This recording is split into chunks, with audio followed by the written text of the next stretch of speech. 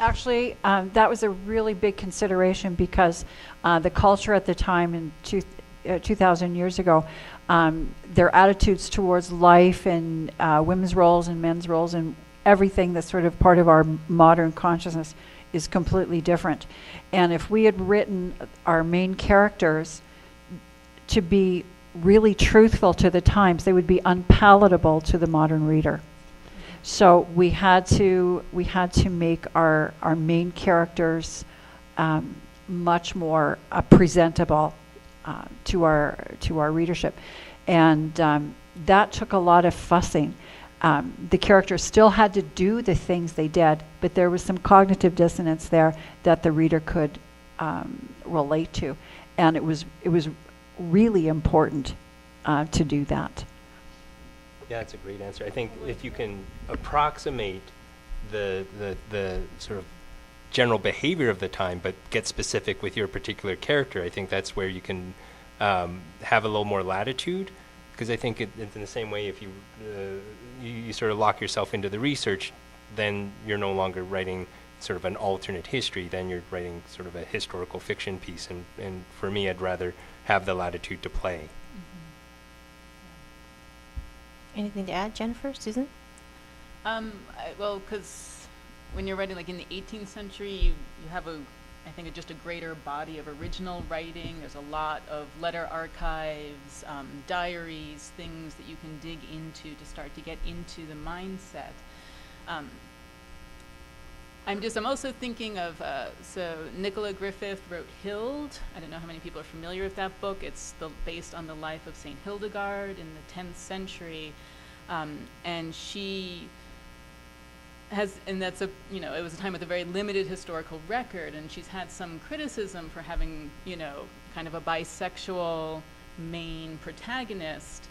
And from what I remember, I mean, she's blogged about it a lot, but there's also a presumption, well, she's making a presumption that even back then, people would also have had, a range of desires, interests, emotions that we can also connect with.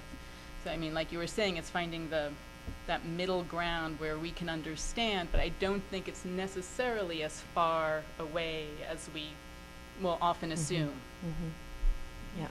Yeah, I find that if I've got, I obviously do have themes running throughout my book that I am promoting in a way, without being preachy about them, and they tend to be more modern themes. So, despite being set in historical times, my characters do have more of a modern bent, kind of like what you were saying, Barb. So because I think if we actually wrote them based, on say sexual stereotypes in 1550. Well, I don't think anybody who reads about how women thought of themselves back then, or what they were willing to take from men, I don't think most women would be very, acceptable of that. Back then it was just perfectly fine to beat your wife, as long as you used a stick no bigger than your, the thickness of your thumb. Everybody figured that was just fine and dandy. Well, we don't think that's fine and dandy now, and I'm certainly not going to be reflecting that in my work. Right. So I think at some level, as the writer, you have to choose for yourself where the line is between verisimilitude and artistic license, which is really what we're talking about, writing alternate history in all the aspects. But in terms of characterization, as with whether you write contemporary or historical or alternate historical, you have to decide how unlikable you want your characters to be anyway. Sometimes it does serve the story to take something that's really distasteful to us as modern readers, and you need that in your story. But it's a personal choice, right? As the creator of your work, how far do you want to take it? How terrible do you want to make them? And can you write that? Can you write that? And that's really a very personal choice, and you will always find someone who hates it, and you will always find someone who loves it. So it's hard. It's also hard to balance, right? Some writers have tens of beta readers. They have a huge critique group, and others don't. So it's a personal thing.